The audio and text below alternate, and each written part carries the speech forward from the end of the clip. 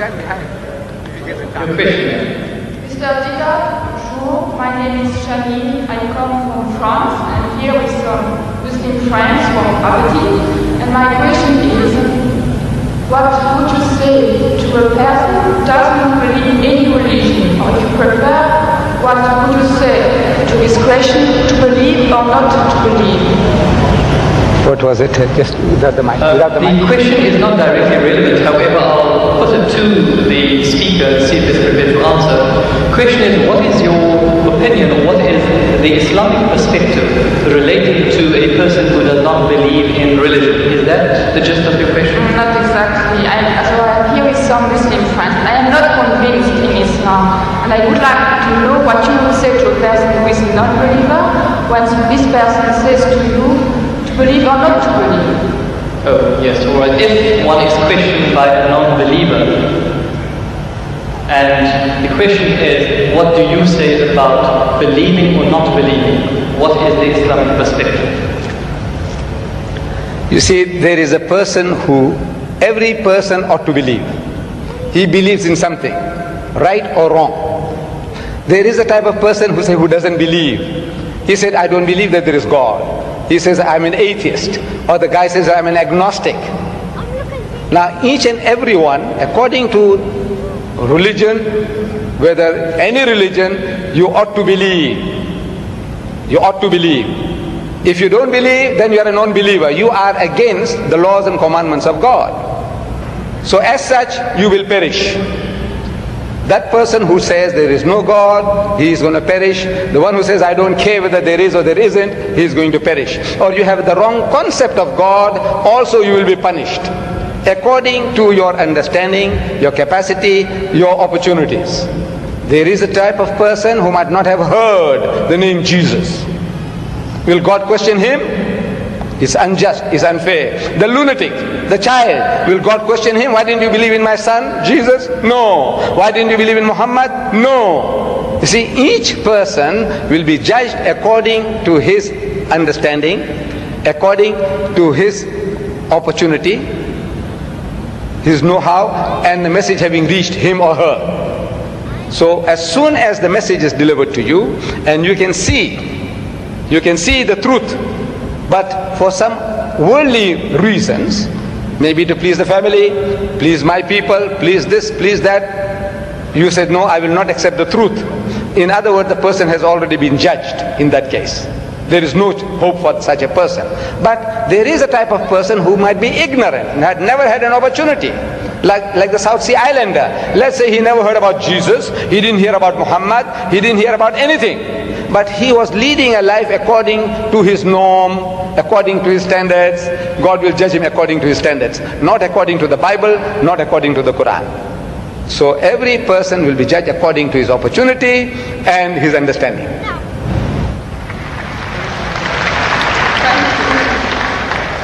Ladies and gentlemen, we unfortunately have just about a minute left of question time. All good things have to come to an end, so we can only accommodate one further question. Mr. Deedat, I have impression that my question has been misunderstood. I didn't want to challenge you or to hurt you. I just wanted to ask you for some advice for a person who doesn't believe. I just wanted also to ask you for advice because I am not a believer. I would want to believe in Islam, but I just want some advice. Yes,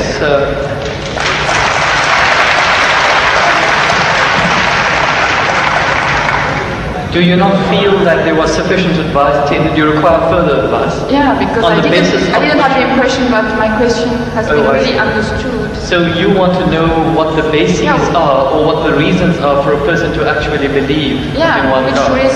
Which advice would you give to a person who is a non-believer? See, number one, we have to realize that there is a necessity for belief. If you don't believe, you can't move an inch. You can't bat an eyelid. We believe. The very fact that you believe that if you come there, stand before the mic, and when you utter the words will reach me. If you didn't believe, you wouldn't have taken that step. If you didn't believe that you will be visiting this hall and listening to a lecture, you wouldn't have come. So belief is fundamental, is basic to any move that you make. Now, without belief, believe in what? That there is a creator. Number one, that somebody made this machine. Man, woman, he made it. And that this machine is not given without instructions. Every machine carries with it instructions. Never mind how simple that mechanism is, you get instructions. Your washing machine, your hair dryer, your motor car, anything, everything, you need a book of instructions. This most complicated mechanism, the human being, created and left without instructions? Who says no, he has to be given instructions. And God Almighty, we believe that there is a creator, and this creator through his messengers, one of us, he has been conveying those messages to us, directions, instructions to us. Whether those instructions remain in the pristine purity or not, that is something that is now debatable. But the instructions were given, and it is through those instructions alone can man find ethics, can man find morality. Without these instructions, there is no ethics and there is no morality. Man, being an animal by nature, he will behave like animals. It's only because you believe that there is a creator, and this creator said that thou shalt not marry your mother, you will not marry your sister, you will not marry your daughter. We say we believe, we believe, we believe. You say no, I don't believe, then the person is nothing better than the animal.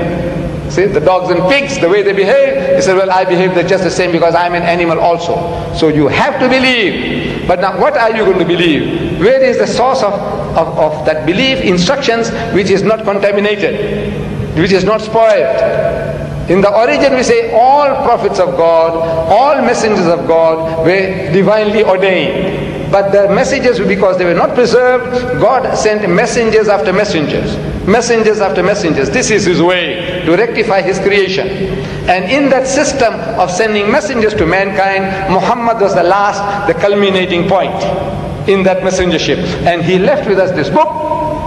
And if you read this book with an unprejudiced mind, if you haven't got one, I can present one to you if you haven't got it. This is an English translation of that book, the Quran, with an index, anything that you want to know. You want to know about God, open G, God, more than 140 different references. That you say, I can't believe in God. So he reasons with you. This God of the Quran doesn't say, I'll fix you up and I'll twist your nose and I'll put your pull out. No, no, no. He says, Awalam yara allazina kafaru. He said, how can you not believe in God? He says, Kaifa takfuruna billah. So how can you not believe in Allah? Wa kuntum amwatan. Seeing that you were non-existent, you were dead, and He brought you into being. Thumma yumitukum. He will cause you to die. Thumma yuhyikum. And He'll bring you back to life again. Thumma ilayhi turja'un. And to Him will be your return. So if you start reasoning, and you see how true the statements are, that you were non-existent. You, I, everybody, non-existent. The men of science will tell you that this earth was a molten mass. Billions of years, there was nothing on this earth, no life. The thing was all boiling, boiling, boiling. And the vapors went up and came down, and the vapors went up and came down, and over a period of millions of years, it started to cool. And then life started to germinate, and so on and so on. So there was a time when mankind was non-existent, and God brought you into being. Very true. And now you're going to die. But that is not the end. That there is something we knew, which is other than the body, that real you.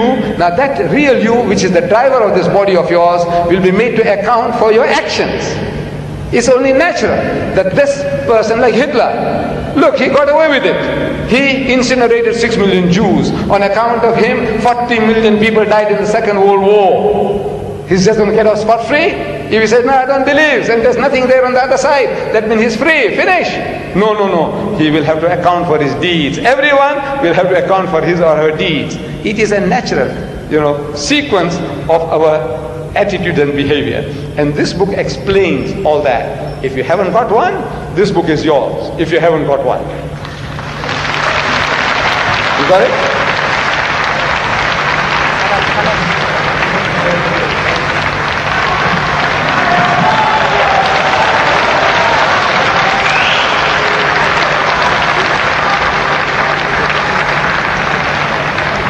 Ladies and gentlemen, unfortunately, all good things have to come to an end. Where at the end of our time span, we cannot accommodate any further questions. Whilst we'd like to thank